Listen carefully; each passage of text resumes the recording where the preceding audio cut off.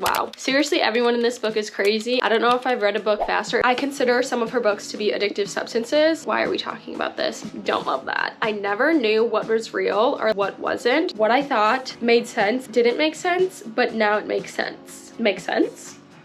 Let's talk about the 11 books I read in October and if you should read them too. In October, I read 5 romances, 1 mystery thriller, and 5 fantasy novels. I feel like we normally start with romance, so I'm gonna switch it up and we're gonna talk about the mystery thriller book I read this month first, which was none other than The Housemaid by Frida McFadden. I'm sure you've heard of this book. I feel like everybody has heard of this book, but I have only just read it now. It was actually in the little library in my apartment building. I really enjoyed it. I flew through this book. Seriously, I don't know if I've read a book faster. It was only a little over 300 pages, which I feel like is the perfect length for a mystery thriller. Basically, the premise of this book is there's this housemaid who kind of has an interesting past, but she needs work and she gets hired by this very wealthy, seemingly normal family. Surprise, they're not normal. The mom is crazy, the daughter has a weird sense of style, and the husband is overly sweet. She gets thrust into this situation with this family, and as I'm reading it, I'm just like, wow. Seriously, everyone in this book is crazy and it's insane what is happening, but at the end of the book, it makes sense why the characters did what they did and do what they do, even though it's crazy and certifiable in some of the actions they take. But the twists were good. The first 200 or so pages is in the housemaid's perspective, and then you get a new character's perspective, again almost 200 pages in, which was like, what's going on? But like, aha. And then there was even more twists up until the last page. I would recommend this if you're looking for a fast-paced mystery thriller that you're just gonna like zoom through. I could not put this book down. I think the chapters were put out so well and how they ended, it just made you want to keep reading. You're like, well, okay, I'm gonna read another chapter, and then I'm gonna read another chapter, and then I'm gonna read another chapter. I did love how right from the beginning, things just felt off. Like something was not right. That made me want to keep reading as well. And I like that when it's in a mystery thriller, because sometimes it's like, okay, I'm bored. I don't care about what's happening. Sure, something seems off, but what's the point? I'm also so excited for the movie. So excited. Oh, I didn't say my star rating. I gave it 4 stars, which is basically 5 stars for me in the mystery thriller world. I feel like I've never rated a mystery thriller that I've read over 4 stars, but maybe that day will soon come when I read more from this genre. Next up, we got to talk about the romance books I read this month. The first romance book I read this month, oh my gosh, I can't talk. The first romance book I read this month was Between Friends and Lovers by Dr. Shirlene Abobi. This book I gave 4 stars as well. Why did I hold up 5? I gave 4 stars as well. So we're following Dr. Josephine Boateng, who is a physician who is no longer practicing, but is more so involved in health awareness medicine through social media. We're also following Mal, who is an up-and-coming author. He kind of just went viral for his new book. And then we also have a fun third party because it is a love triangle, and that is Josephine's best friend Ezra, who she is in love with, but the feelings are not reciprocated. Josephine decides it's time to get over Ezra and move on, so who does she do that with? Mal. Reading this felt like the most real relationship I have read in a romance book, in that like the communication was on point, how everything started to progress in the relationship made a lot of sense. Honestly, the characters were enjoyable. I really loved Mal. He was so sweet the entire time, and I love a sweet male main character. Joe was kind of an interesting set of contradictions that kept you on your toes, because she did suffer from depression but was also insanely outgoing and projected a lot of confidence and was like, I am who I am, accept me or don't. And I will say too, on the point of the relationship feeling real, the conflicts made sense for the situation and also how they resolved them with communication and the characters' actions in the book. I also loved how they were there for each other, like at their highs and lows. Like that was seriously so cute. I feel like this book was just different from a lot of the romances I've read because of the realistic nature of it. I don't normally love a love triangle. Like that's not my thing at all, but it wasn't so prominent in this book that I was rolling my eyes annoyed the whole time with it. It was actually okay for me. I feel if there was no love triangle, this book probably would have gotten a higher rating, but that's just personal preference. Some of the flashback scenes, like, you know how authors will jump back into the past, or at the beginning of a chapter they'll talk about a little bit of their history or reminisce on something. Some of the times when the characters were doing that in the book didn't really make sense, and I'm like, okay, why are we talking about this right now? That was kind of confusing for me as a reader, but maybe that's just personal to my experience. So again, overall, 4 stars. The next romance that I read in October was Wild Eyes by Queen Elsie Silver. Oh my gosh, I love Elsie Silver's romances. I can just fly through them so quickly. Like, something about them, I just sit down, I open the book, and then I look up, it's been 3 hours and I've read 200 pages. Like, how does she do it? I don't know what she puts in this book. I consider some of her books to be addictive substances because of that experience I have when reading them. So freaking good. I think when I was doing my reading vlog, I rated this a 3.75, but she's getting a 4. I've thought a lot about this book since then. It deserves its shelf on the 4 stars with most of Elsie Silver's other books. I don't think I've ever rated one of her books 5 stars, but her series as a whole are 5 stars. I would consider the Rose Hill series a 5-star series because I love this series and I love the characters and the world. Each individual book isn't necessarily 5 stars, if you get my drift. They're normally 4.5. Anyways, we're following West, who is a horse trainer, and Skylar, who's coming from out of town to record an album with Ford Grant, who was the main character in the first book of this series. Skylar's had a tumultuous, wow, I can't say words, tumultuous past where she's kind of been puppeted around, and she doesn't want to do that anymore. She finds a sense of freedom in this town and with West, which hit different. I will say, I don't think this got a higher rating for me while I was reading it, because as soon as they got together, like, the spice just went like through the roof, which is fine because they didn't get together until close to the end, but then it took away from the wrapping up of the story and them like spending cute times together, which I'm more inclined to read about. So I feel like it would have gotten a higher rating, but I'm not overall complaining. One other thing I feel like I've realized that I love about Elsie Silver books is the settings, which are all in small towns, but they're also located near the Canadian Rockies and in the mountains, and I just love the atmosphere that brings, the nature, the community, and found family that really shine through in her books is 10 out of 10. Literally, the first scene we get in this book, there's a grizzly bear that shows up, which not many books take place where grizzly bears are just gonna pop out of nowhere. Then I'll sing. No. Tell everybody I'm on my way. Will you stop it? If anyone knows any books are set in Alaska, I know The Great Alone is, which is on my list by Kristen Hanna, but if any other like romance books are set in Alaska, let me know. The third act conflict in this book made a lot of sense and felt like something that would happen in the type of relationship West and Skylar had. It didn't make me mad because it wasn't based on like miscommunication, which can happen a lot, but it was based off of genuinely caring for the other person in the relationship, which 10 out of 10, love that. The next romance I read was Sunlight by Devney Perry. This is also the second book in an interconnected standalone romance series, and I gave this 3 stars. So Jax is a rancher in small town Montana. Sasha comes to town for a job being a manager or assistant manager of the ranch resort. This book had a trope that I severely dislike as well. It wasn't a love triangle. It was another one that I don't like, but I'm not gonna say because I don't want to spoil it. But I will say I enjoyed how it was done in this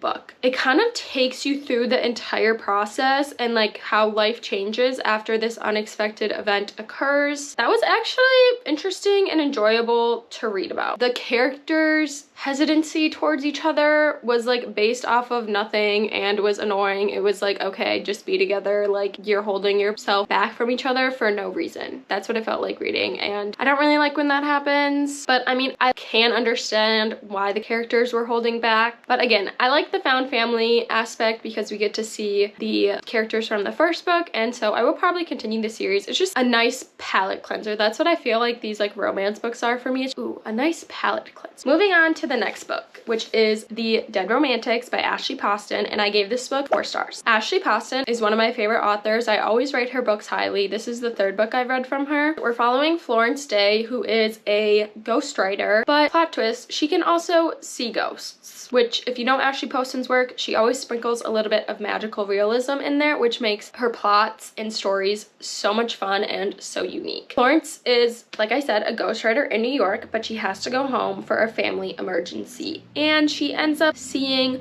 a ghost there of someone unexpectedly. You can guess where that goes in a romance novel. This book had so many themes of death and impermanence and what happens when you lose a loved one and the feelings that evokes and the fallout with family. Oh, I will mention too that the main character's family owns a funeral shop. While it had all those aspects, the book didn't feel dark. It felt heartfelt, and that death is like a part of life, which it is, but it wasn't necessarily something to be afraid of. Yes, you may lose loved ones and people in your life, but so will everyone else. Just because they're not there alive, they're still with you through the things they've said, what they've done, and the impact they've had on you as a person. I did really love the romance in this book. The book only took place over like a span of a week, so it kind of happened very quickly. At the 80% mark, I was not feeling it for how I was projecting it to be resolved based on what happened, but I really liked how it wrapped up. I thought she did it really well. Overall, enjoyed this book. Again, it wasn't my favorite Ashley Poston's work. I feel like she just got better. I think this came out before the 7-Year Slip, so I feel like her writing just improved. I would recommend this if you need a romance book in this fall time too. While it did have like murders of crows and ghosts,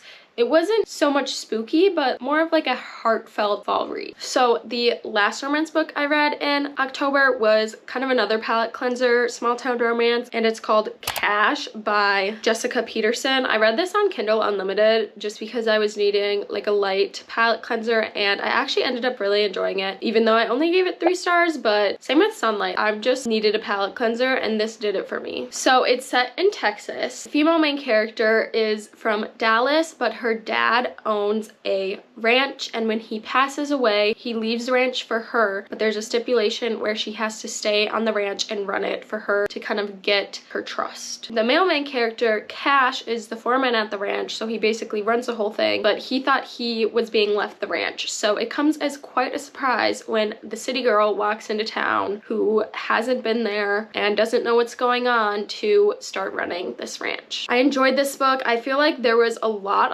of build up, and then all of a sudden they were together like 60% through the book, so the ending felt rushed because there was so much build up. Other than that, I didn't really have a big problem with it. It was a good palate cleanser. I enjoyed the setting, the small town ranch. I feel like we kind of got pummeled with the community vibe, where normally you feel that more so in the other books, whereas this was like really thrown in and there was just a lot of new characters, which was fine. But in small town romance series like this, I feel like that maybe wasn't so necessary in the first book, but to each your own. I still enjoyed it. The female main character, her parents were divorced and she went to the city, Dallas, with her mom and basically grew up there. There was also like a weird thing with like a past friends with benefits that kept getting brought up. I'm like, why is this being brought up? I don't care. And like comparisons between the male main character and that situation, and I'm like, why are we talking about this? But again, I'm not diving too deep into this. I'm not thinking too much about that while I'm reading like something like this, so I can look over it. It's just like a good 3-star read. If that's something that will bother you, maybe don't pick it up. If you don't care and just want a small town read that gives you the found family, the fun ranch vibes, the atmosphere of being out in nature, this was a good book for what I was looking for in the moment. We have officially made it to our last category, which is fantasy. And of this fantasy category, 2 of the books I read were YA fantasy. The adult ones could definitely be considered romantasy novels. So the first fantasy book I read was a YA, and that was Caraval. I gave this 4 stars. So Scarlett and her sister Donatella live on this isle of a larger kingdom, and they live there with their father, who's the governor, but who is also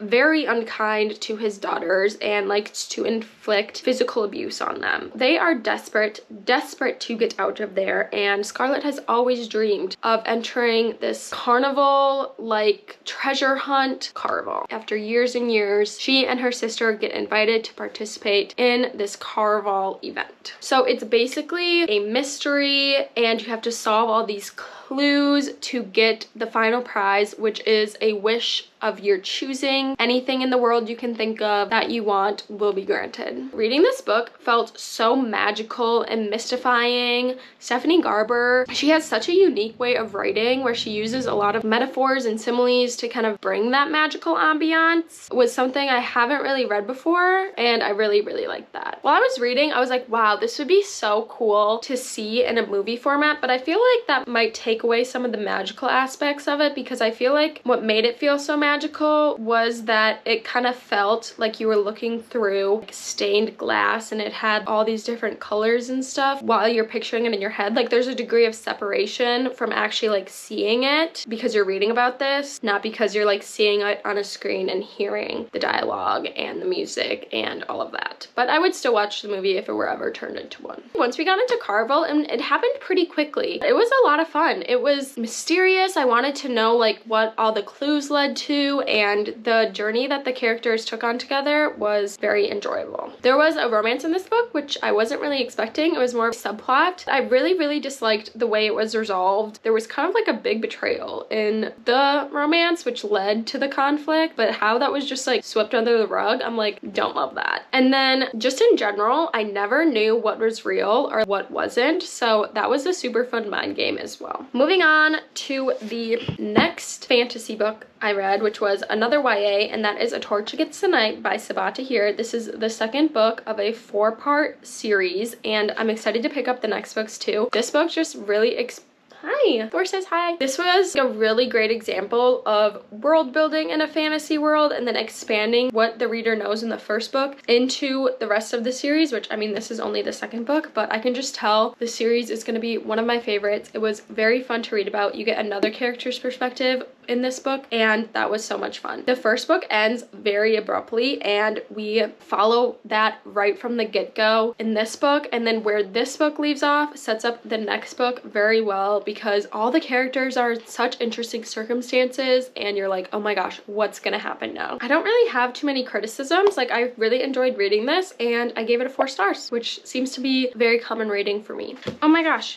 Actually, the first fantasy book I read this month was Assistant to the Villain, and I gave this 4.5 stars. I loved this book. It was basically, and it was described as this too, I kept thinking that it was similar to The Office when I was reading it, and I didn't realize when I was reading the Goodreads synopsis that it literally said this book was a mix of The Office and Once Upon a Time, which absolutely. It had great dynamics between the characters, and that really gave it the sense that it was similar to The Office. And then the Once Upon a Times come in through them being in a magical kingdom, them being magical creatures. This was so fun. The concept was so fun. This kingdom, Renedon, has a notorious villain who is hijacking the king and his plans, and our main character Evie ends up working for him, and they form an attachment that's very push and pull, similar to Reckless's, but not so much in this book. I felt more of that in the second book, which we'll get to, but I also read the second book, Apprentice to the Villain, this month. We'll get to that. Overall, this book was such a surprise, and it felt really fresh, and I was excited to read it. It had cute little side characters like a little frog, and while I was reading, I even saw a green frog when I was reading this book outside, which I was like, oh my gosh, it's a sign. Makes sense why it's an instant #1 New York Times bestseller. It just felt like a breath of fresh air in this fantasy world. There's of course high stakes, there's severed heads, there's fingers strewn around this mystical manor, but it never felt